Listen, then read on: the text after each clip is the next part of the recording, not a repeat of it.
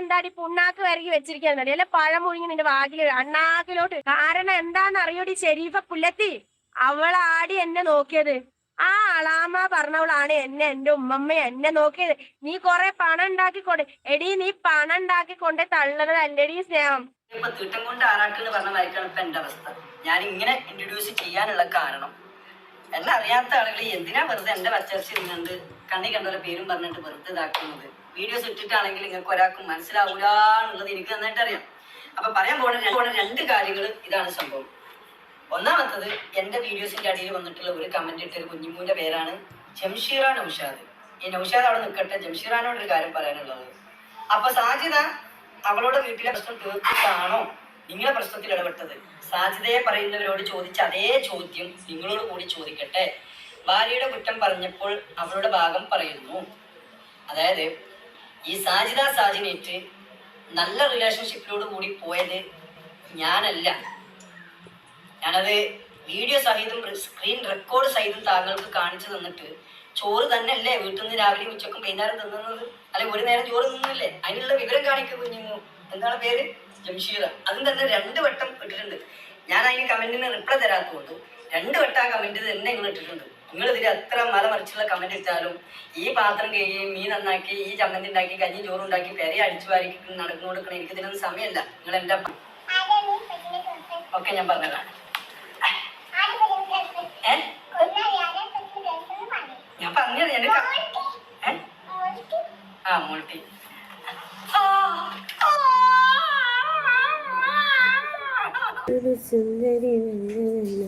നമ്മുടെ സലു kitchen വളവരൊക്കെ life ഇട്ടിട്ടുണ്ട്.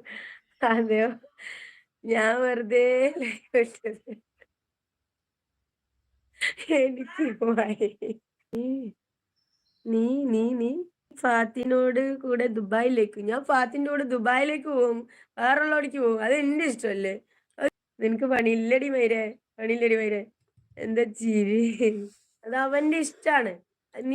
നിനക്ക് വേണ്ടാന്ന് വെച്ചൊരു ജീവിതാണ്. പിന്നെ എന്ത് മൈരനാണ് നീ അവനെ ഇതാക്കി കൊണ്ട് നടക്കുന്നത്? ഈഗോ ആണ്. അവൻ മറ്റുള്ള പെണ്ണുങ്ങളായിട്ട് മിണ്ടാൻ പാടില്ല, അവൻ മറ്റുള്ള പെണ്ണുങ്ങളായിട്ട് ഇതാക്കാൻ പാടില്ല. എടി, നീ മറ്റുള്ള ആണുങ്ങളുടെ കൂടെ പോയി അവൻ ആണാണ്, അവൻ പോവും, അവൻ പോവന്നെ ചെയ്യും. നിനക്ക് അവന്റെ സിസ്റ്ററിന്റെ ഭർത്താവിന്റെ കൂടെ നിനക്ക് കാമുകന്റെ കൂടെ നിനക്ക് അഴിഞ്ഞാടാവുന്നുണ്ടെങ്കിൽ അവനാണാണ്, അവൻ ആൺകുട്ടിയാണ്, അവൻ പോവും. അത് അവന്റെ ഇഷ്ടാണ്. നിനക്ക് വേണ്ടാന്ന് വെച്ചൊരു ജീവിതാണ്. പിന്നെ എന്ത് മൈരനാണ് നീ അവനെ ഇതാക്കി കൊണ്ട് നടക്കുന്നത്?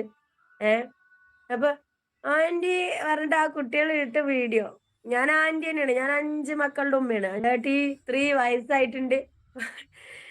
5 മക്കളുടെ ഉമ്മയാണ്. ഓക്കെ, ഞാൻ ആന്റി എന്നടാ മോനെ. യാത്ര യെസ് ആന്റി എന്നടാ. എന്താടാ നിനക്ക് ഇത്ര പുച്ഛം? സുപ്രീം കോടതി ജഡ്ജി ആടി ഐഷ മോളെ, സുപ്രീം കോടതി ജഡ്ജ് ഒന്നും ആവണ്ടി മൈരെ. അതാവണെങ്കിൽ സ്വയം ബുദ്ധി ചിന്തിക്കാനുള്ള ബുദ്ധി മതിയടി മൂദേവി. നീയൊക്കെ കണ്ടവന്മാരെ കൂടെ നിരങ്ങുണ്ടാവും, അതുകൊണ്ടാണ് നിന്റെ കെട്ടിയോ അങ്ങനെ പറയണത്. അവള് നിരങ്ങണതും അവളുടെ ചാറ്റിംഗ് ലിസ്റ്റ് ഞാൻ പുറത്തു വിട്ടില്ല. അവളുടെ ചാറ്റിംഗ് ലിസ്റ്റ് പുറത്തു വിട്ട് അവള് നാരാണക്കല്ലെടുക്കും. അവളുടെ ചാറ്റിംഗ് ലിസ്റ്റ്, ഇവൻ അയക്കണ പൈസ ഫുൾ അവന്റെ അക്കൗണ്ടില്. കെട്ടിയ കാമുക്ക്, വേറുള്ളത് വീട്, അവന്റെ പോക്കറ്റ് മണി എല്ലാം ഈ ചെക്കൻ സമ്പാദിക്കുന്ന പൈസ ഫുൾ അവളുടെ അക്കൗണ്ടിൽ. അയാള് മരിച്ചതിന് അയാള് എന്റെ കെട്ടിയോൻ തൂങ്ങി മരിച്ചു. 5 മക്കളുടെ ഉമ്മയാണ്. പൈസ ഫുൾ അവളുടെ അക്കൗണ്ടിലേക്ക് ഇടുന്നത്, ഫുള്ള് അവന്റെ അക്കൗണ്ടിലേക്ക് തള്ള അവള്. അവള് നഴ്സാണ് അത്ര. അവള് നഴ്സ് ആയത് എങ്ങനെയാണ്? ഈ ചെക്കൻ സമ്പാദിച്ച് അവളെ നഴ്സ് ആക്കിയത്. അവള് 2ാമത്തെ കല്യാണമാണ്. ഇവൻ സ്നേഹിച്ചോ എന്നൊരു പേരും കെട്ടിയ കാമുകന്റെ അക്കൗണ്ടില്. കാമുകന് കാറ്, ബൈക്ക്, വേറുള്ളത് ഇറങ്ങുണ്ടാവും. അതുകൊണ്ടാണ് നിന്റെ കെട്ടിയോ അങ്ങനെ പറയുന്നത്. വലുത് മക്കളെല്ലാം അവന് കെട്ടിയോനെല്ലാം വലുത് എന്നുള്ളതുകൊണ്ടാണല്ലോ അവള് പാസ്പോർട്ട് കത്തിക്കാൻ കാരണം. പാസ്പോർട്ട് അവള് പോണതിന്റെ തലേ ദിവസം കത്തിച്ചിട്ടുണ്ടെങ്കിൽ അവളുടെ ക്യാരക്ടർ എന്താന്ന് നമുക്ക് മനസ്സിലാവും. നമ്മളൊക്കെ നമ്മുടെ കെട്ടിയന്മാരെ വിളിച്ച് നമ്മൾ പാഞ്ഞോണ്ട് പോകും. ഞാൻ അങ്ങനെയാണ്. എന്റെ കേൾക്കാനെന്ന് ഞാൻ കാണാണ്ട് ഇരുന്നിട്ടേ ഇല്ല. ഞങ്ങൾ എപ്പോഴും ഒരുമിച്ചിട്ടേ ഇരുന്നിട്ടുള്ളൂ. ആ മനുഷ്യനെയൊക്കെ വിളിക്കുമ്പോഴേക്കും ഞാൻ എവിടെയാണെങ്കിലും എത്തും. കോയമ്പത്തൂർ നാട്ടിലേക്ക് 4-5 മക്കളെയും കൊണ്ട് വലിച്ചുകൊണ്ട് ഞാൻ പോയ ആളാണ്. അപ്പൊ അവളുടെ പാസ്പോർട്ട് കത്തിയുടെ വീഡിയോ പാസ്പോർട്ട് ഇതാക്കണ വീഡിയോ, പാസ്പോർട്ട് എടുത്ത് എല്ലാ സംഭവങ്ങളും തെളിവ് സഹിതം വായിച്ചിട്ടുണ്ട്. എല്ലാ തെളിവും അവന്റെ ഉണ്ട്. പിന്നെ ഫോണിലത്തെ എല്ലാ ചാറ്റും ഉണ്ട്. കാമുകന്റെ ചാറ്റ് ഫുള്ള് ഉണ്ട്. പിന്നെന്താണ്? എന്നിട്ടാണ് എടി മൈരേ, ഷാഹിദ മൈരേ, ഞാനല്ലടി മൈരേ കൊന്നത്. നീ ആരടി ചെറ്റേ? ഞാൻ പണ്ടും എന്റെ ഉമ്മാനായിട്ട് തല്ലൂടെ, എന്റെ അനിയത്തിമാരായിട്ട് തല്ലൂടെ, ഞാൻ വീണ്ടും യോജിക്കും. അത് ഞങ്ങളുടെ ഇഷ്ടാ. നീ എവിടുന്നോ വലിഞ്ഞു കയറിയ വന്ന ചെറ്റാ. നാക്ക് സൂക്ഷിക്കുക, സ്വന്തം ജീവിതത്തെ ദൈവത്തിന്റെ ശാപം കൊണ്ട് മൂടാൻ നോക്ക. അല്ല മെസ്സി ഫാൻസ് ദൈവത്തിന്റെ ശാപം എനിക്ക് കിട്ടാനും നോക്കിക്കോ. ഞാൻ അല്ലാതെ പേടിച്ച് ഞാൻ നല്ല രീതിയിൽ ജീവിക്കണ്ട്. എനിക്ക് നിന്റെ ഒന്ന് പറയാ, ഇത് സർട്ടിഫിക്കറ്റ് വേണ്ടടത്ത് വേണ്ടി എന്റെ നാവ് എനിക്ക് എങ്ങനെ സൂക്ഷിക്കുന്നത് എനിക്ക് അറിയും. തെറ്റിദ്ധരിക്കരുത്. മാങ്ങന്റെ അണ്ടി വേണോ ചോദിക്കണം. അണ്ടി വേണോ ചോദിക്കണം. എല്ലാവരും എന്ത് ഈ പെണ്ണ് ഭ്രാന്ത് ലൈവില് വന്നിട്ട് എന്തൊക്കെ ഭ്രാന്ത വിളിച്ചറിയണെന്ന് വിചാരിക്കണ്ട.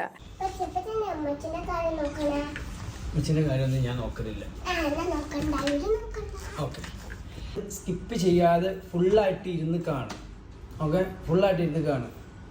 എൻ്റെ മോള് പറഞ്ഞ പോലെ തന്നെ ഞാൻ അവരുടെ ഉമ്മാൻ്റെ കാര്യത്തിൽ ഒരു കാര്യത്തിൽ ഞാൻ ഇടപെടാൻ പോകാത്തൊരു വ്യക്തിയാണ്. അത് പണ്ടും അങ്ങനെ ഇടപെടില്ല, ഇപ്പോഴും ഇടപെടില്ല. എന്നെയാണ് ഉപദ്രവിക്കുന്നത്. നമ്മളെ കൂടെ ഇരിക്കുക, നമ്മളെ ബഹുമാനിക്കുക, സ്നേഹിക്കുക, റെസ്പെക്റ്റ്, മറ്റുള്ള കുറേ കാര്യങ്ങളുണ്ട്. അപ്പോൾ ഈ വക സംഭവങ്ങളൊന്നും നമ്മുടെ ലൈഫിൽ നമുക്ക് കിട്ടുന്നില്ലെങ്കിൽ, ആണാവട്ടെ പെണ്ണാവട്ടെ, നമുക്ക് നമ്മുടെ ലൈഫ് നമുക്ക് ചൂസ് ചെയ്ത് പോകാൻ പറ്റും. ഇനി കാര്യത്തിലോട്ട് കിടക്കുകയെന്ന് പറഞ്ഞു കഴിഞ്ഞാൽ, ഞാൻ ആദ്യം ഒരു സ്ക്രീൻ റെക്കോർഡ് ഞാൻ നിങ്ങൾക്ക് ആദ്യം കാണിച്ചു തരാം. ഓക്കെ, അപ്പോൾ ഇതാണ് ആ സ്ക്രീൻ റെക്കോർഡ്. ഇത് വളരെ വ്യക്തമായിട്ട് ഇരുന്ന് കണ്ടു നോക്കുക, കേട്ട് നോക്കുക സംഭവം. അതാണ് അവൻ്റെ ഏറ്റവും വലിയ സൈക്കോളജിക്കൽ മൂവ്മെൻറ്റ്.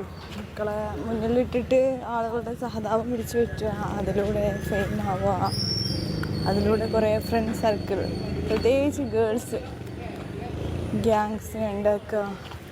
എന്തൊക്കെയാണ് അവിടെ നടക്കണമല്ലോ അറിയോ ഷാജി? അവിടെയൊക്കെ നടക്കുന്ന കാര്യങ്ങൾ അറിഞ്ഞാണ്ടല്ലോ, അവിടെ ചെന്നുണ്ടല്ലോ വെട്ടിക്കൊല്ലും. അമ്മാരി കാട്ടിക്കൊല്ലാണ് ഒരു മറക്ക് പിന്നീട് നാൾ ചെയ്തുകൊണ്ടിരിക്കുന്നത്. നിങ്ങളുടെ എന്താ ഭയങ്കര സീന് നടക്കണ്ടല്ലോ യൂട്യൂബിൽ ഇങ്ങനെ കാണാം.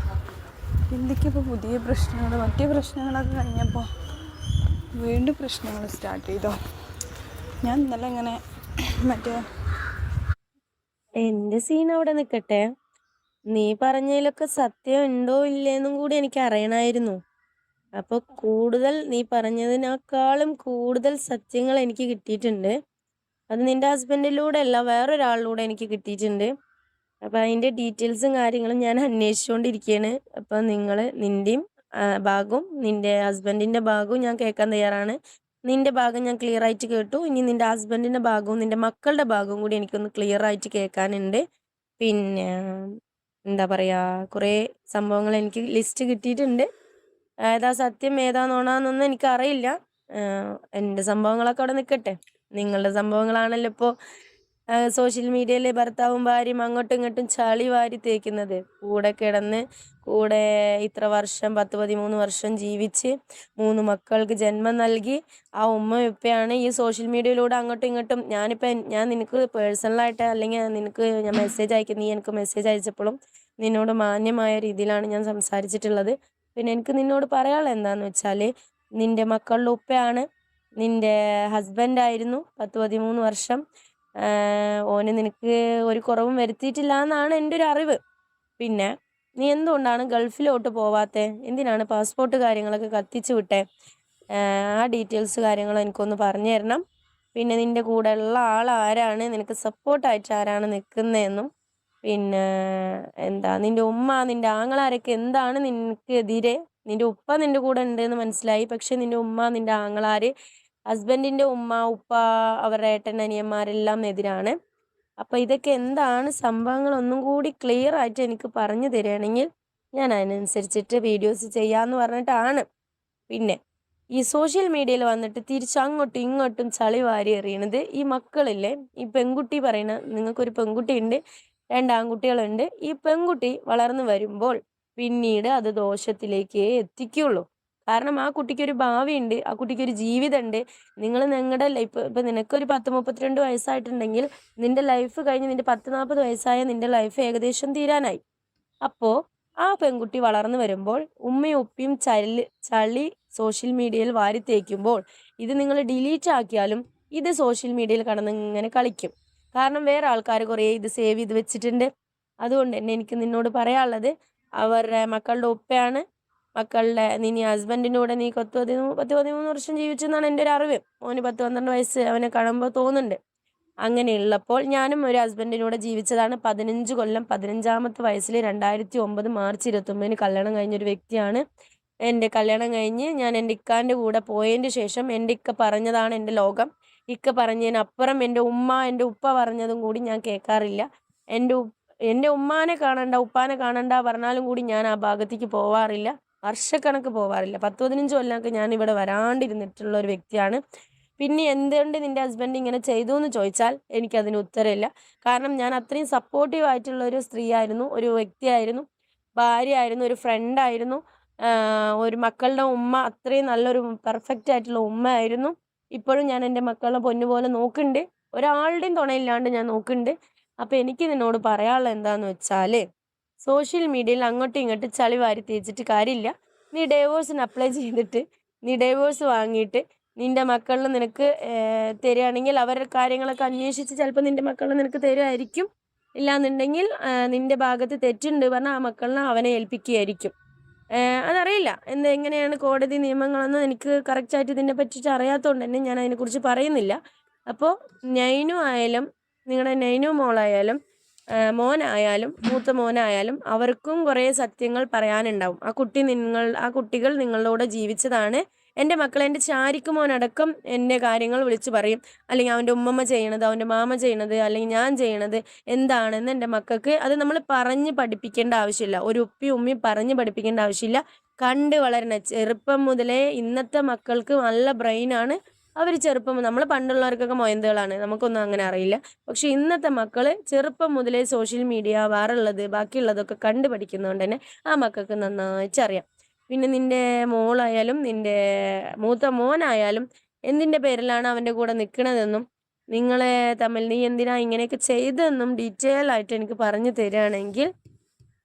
അതങ്ങനെ തന്നെയാണ്. ആദ്യം നമ്മൾ ഒരുപാട് തളരും, കാരണം എനിക്ക് ഒരുപാട് നെഗറ്റീവ് കമൻറ്റ്സ് വന്നിരുന്നു. ഇത്താനെ ഒരു മൊത്തത്തിൽ ആൾക്കാരെടുത്തിട്ട് കുടഞ്ഞിരുന്നില്ലേ, അതേപോലെ എനിക്കൊരു ടൈം വന്നിരുന്നു എല്ലാവരും എനിക്ക് നേരെ. കാരണം അവൻ യൂട്യൂബിൽ എന്നെക്കുറിച്ച് വീഡിയോ ഇട്ട സമയത്ത് അവൻ്റെ വീഡിയോ ഓപ്പൺ ആക്കിയിട്ട് കമൻറ്റ് വായിച്ച് കഴിഞ്ഞാൽ നമ്മൾ തളർന്നു പോകും. അങ്ങനെ പിന്നെ ഇൻസ്റ്റയിൽ എന്നെ പറ്റി കുറേ വീഡിയോസ് ഇട്ടിരുന്നു. ആ സമയത്തൊക്കെ ഞാൻ ഭയങ്കര ഡിപ്രസ്ഡ് ആയിരുന്നു. എനിക്കൊന്നും ചെയ്യാൻ പറ്റാത്തൊരവസ്ഥയായിരുന്നു.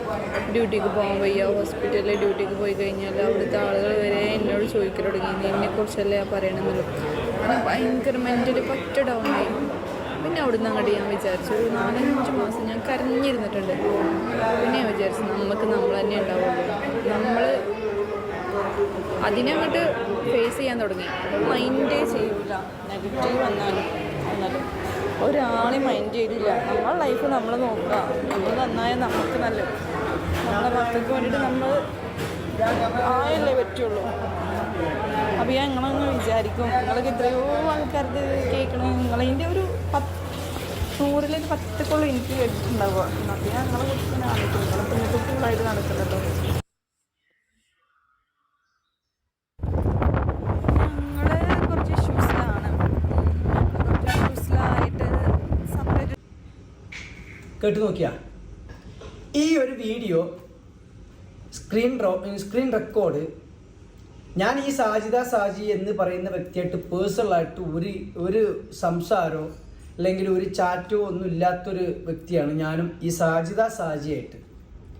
പക്ഷെ കഴിഞ്ഞ ഒരു 2 വീക്സ് ബിഫോർ ഈ ഒരു സ്ക്രീൻ റെക്കോർഡ് കണ്ടില്ലേ, ഇതിൻ്റെ ഈ സ്ക്രീൻ റെക്കോർഡ് എൻ്റെ എക്സ് വൈഫ് സാജിക്ക് അയച്ചിട്ടുള്ള ഒരു സ്ക്രീൻ റെക്കോർഡാണ്. ഇതിൽ പറയുന്ന കാര്യങ്ങൾ എന്തൊക്കെയാണ്, എങ്ങനെയാണ് നിങ്ങൾ ഈ 5 മക്കളെ നോക്കുന്നത്, നിങ്ങളൊക്കെ ഭയങ്കര ബോൾഡാണ്, നാട്ടുകാരൊക്കെ നിങ്ങളെ എടുത്ത് തെറി വിളിക്കുന്നുണ്ടല്ലോ, എങ്ങനെ സമൂഹത്തിൽ ജീവിക്കുന്നത്, എനിക്ക് നിങ്ങളൊന്ന് കാണണം, നിങ്ങൾ അതിലൂടെ പോകുമ്പോൾ മലപ്പുറം ഡിസ്ട്രിക്റ്റിൽ ഇറങ്ങുമോ, എനിക്ക് നിങ്ങളെ കാണാൻ വലിയ ആഗ്രഹമുണ്ട്.